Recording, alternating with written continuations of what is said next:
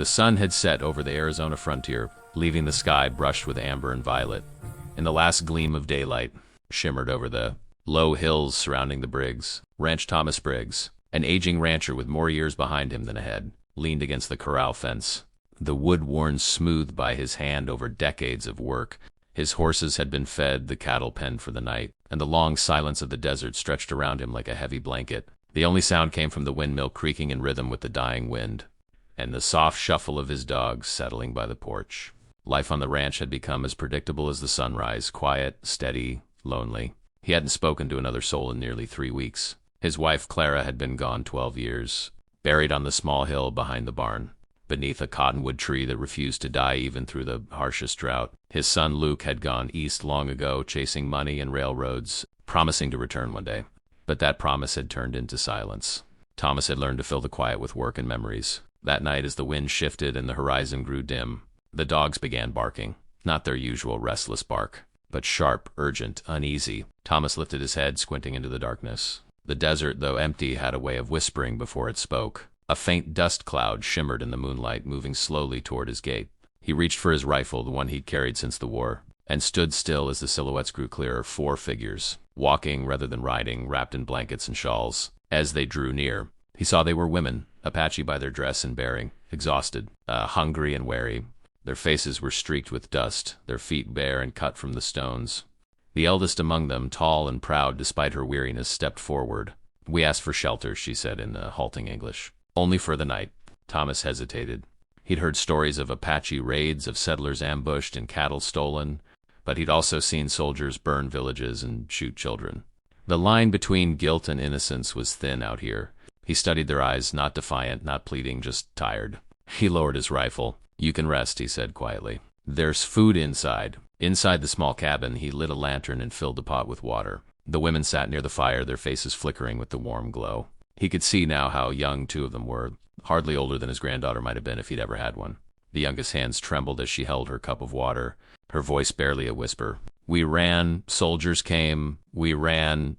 The eldest explained they had fled from a camp near the San Pedro River, where they were being relocated. Soldiers had raided their village, killing those who resisted, rounding up others like livestock. The 4 women had escaped under the cover of night and had walked through the desert for 2 days without food or water. Thomas listened, silent, the firelight glinting off his weathered face. He had seen the army's work before, the brutal efficiency of it, and part of him felt ashamed. He'd once worn the same kind of coat long ago, when he thought he was fighting for honor. When they finished eating, he pointed toward the barn. "You'll be safe there tonight," he said. But they chose to stay near the fire, close together, as if afraid that if they slept too far apart, they'd wake to find one missing. He went outside and sat on the porch, watching the stars scatter across the black sky. The desert stretched endlessly in every direction, silent, ancient, alive. For years he'd found peace in that silence. But now, with those 4 women sleeping just a few feet away, the night felt different. He couldn't explain it, but something deep inside him, something that had been quiet for too long, had stirred awake. At dawn, he found them already awake, working as if they belonged there.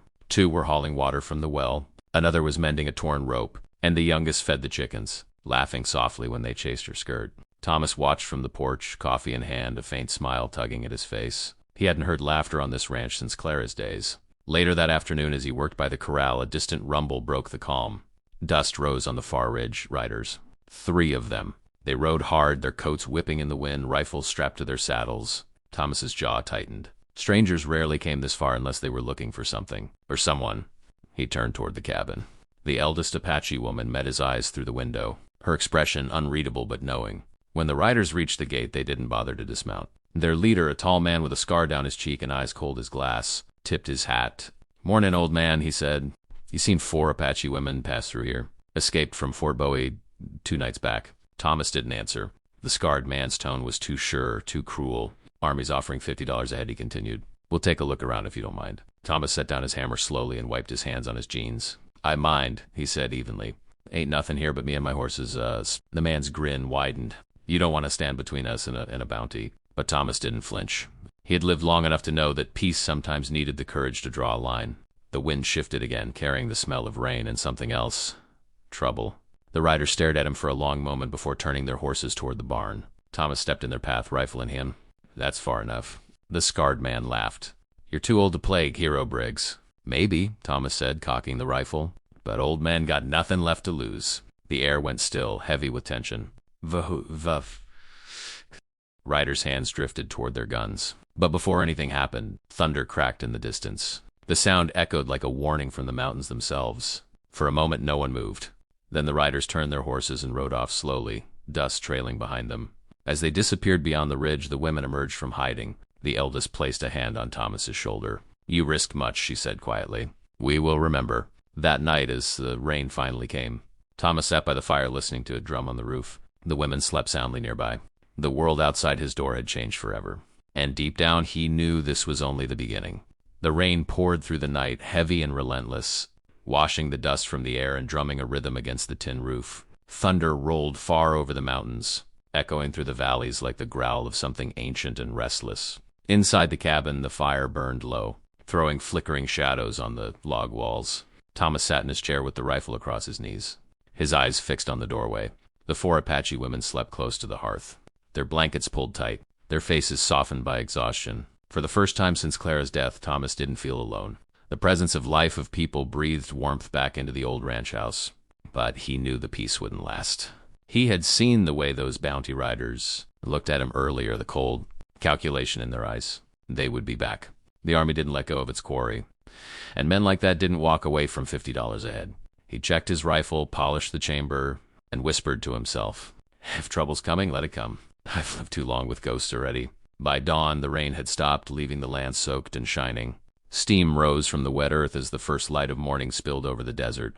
The women woke and began their quiet work again, fetching water, tending the fire, fixing what needed fixing. It was strange how quickly they had made themselves part of the rhythm of the ranch. The youngest one, her name was Tayo, laughed when a horse tried to nudge her pocket for oats, and that sound made Thomas chuckle quietly from the porch. For a few hours, it almost felt like the world had forgiven itself.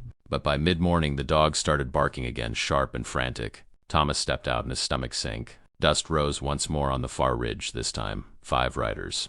The same scarred man led them, flanked by 2 more bounty hunters and a pair of soldiers in blue coats. They came fast, not hiding their intent. Thomas's hands trembled slightly as he loaded fresh cartridges into the Winchester. He wasn't a young man anymore, but there was iron in his bones when it mattered. He turned to the eldest woman. Her name he'd learned was Nayeli, and said quietly, "Take the others to the cellar. Stay down no matter what you hear." She hesitated, her eyes. "Fierce, you will die for us." Thomas shook his head. "I've already died once, years ago. This time I aim to live right." She touched his arm once, a gesture of respect, and then vanished inside with the others. Thomas took his position behind the corral fence, his rifle steady on the post, his heartbeat loud in his ears. The riders stopped 30 yards from the gate. The scarred man called out, "We gave you a chance, old man. Step aside, and we'll forget you ever lied to us." Thomas's voice carried strong, despite the wind. "You boys rode here to spill blood. Don't pretend it's justice." The man's smirk vanished. "Last warning." The moment hung in the air like a drawn bowstring. Then the world exploded. The first shot cracked through the silence, grazing the fence beside Thomas's shoulder. He fired back, the Winchester's recoil thudding against his chest. One of the bounty men toppled from his saddle. Horses screamed, the air filled with gunpowder and dust, and the old ranch turned into a battleground. Thomas moved like instinct itself, firing, reloading, ducking behind cover. The soldiers dismounted and advanced toward the barn, their boots sinking in the mud. Another bullet tore through the brim of his hat, but he didn't flinch. He fired again, 1 shot, 1 man down. But age caught up fast. His breath grew ragged, his hands shook. He took a bullet to the shoulder, stumbling back against the corral post, but he stayed on his feet. Then, through the chaos, something unexpected happened. The cellar door burst open, and Nayeli and the other women emerged, armed with what they could find, a rusted shotgun, a hatchet, a burning brand from the hearth. They moved with silent fury, swift and fearless. One threw sand in a soldier's face as another swung the hatchet, disarming him. Thomas shouted, "Get back!" But they didn't listen. They were fighting for freedom, and nothing could chain that spirit again. The scarred man aimed at Nayeli. Thomas saw it in a flash and stepped forward, taking the bullet meant for her. The force spun him to the ground, pain burning through his chest. But he still had enough strength to raise the Winchester one last time. His final shot hit true, straight through the scarred man's chest. The leader fell backward, his face twisting in disbelief before he crumpled into the mud. The gunfire faded, leaving only the sound of the wind. Two of the bounty hunters fled. The soldiers, wounded and terrified, mounted their horses and galloped away toward the canyon. Smoke drifted lazily through the morning light. Thomas lay on his back, staring at the endless blue sky above.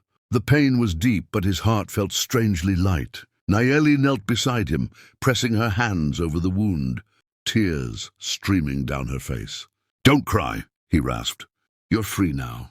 That's what matters." She whispered something in Apache, a prayer, soft and melodic, and then said, "You will not be forgotten, old one. You walk with the spirits now." He smiled faintly. "Maybe, but I'd rather walk with you." His breath grew shallow, and his eyes closed as the wind brushed through his hair. The women buried him on the hill beside his wife's grave, under the same cottonwood tree that had outlived every storm. They carved his name into a wooden cross and placed the carved stone of protection he had received from Nayeli in his hand. Then, before the sun reached its peak, they packed what little food they could carry and left the ranch behind, vanishing into the shimmering horizon. Weeks later, travelers passing through the valley found the place. Quiet, but strangely peaceful. The corral had been repaired, the livestock tended on the porch. A small Apache symbol was painted on the doorframe, a sign meaning guardian. The locals said the ranch was blessed after that the cattle never went missing, that no thief ever dared to steal from it. Years rolled by. People forgot the details, but the story remained. How an old rancher gave his life to protect 4 women the world had turned against. Some said that on stormy nights, you could still hear the echo of a rifle shot across the desert, and the faint hum of a woman's voice carried by the wind, a song of freedom, grief, and gratitude. The Briggs Ranch stood long after its owner's passing, a quiet monument to courage and compassion. In a land where men were measured by the weight of their guns, one man proved that kindness could be the sharpest weapon of all. And for every soul who finds themselves lost, bitter or alone in their battles, the desert still whispers the same truth: no act of goodness ever dies. It only changes shape, carried forever on the wind.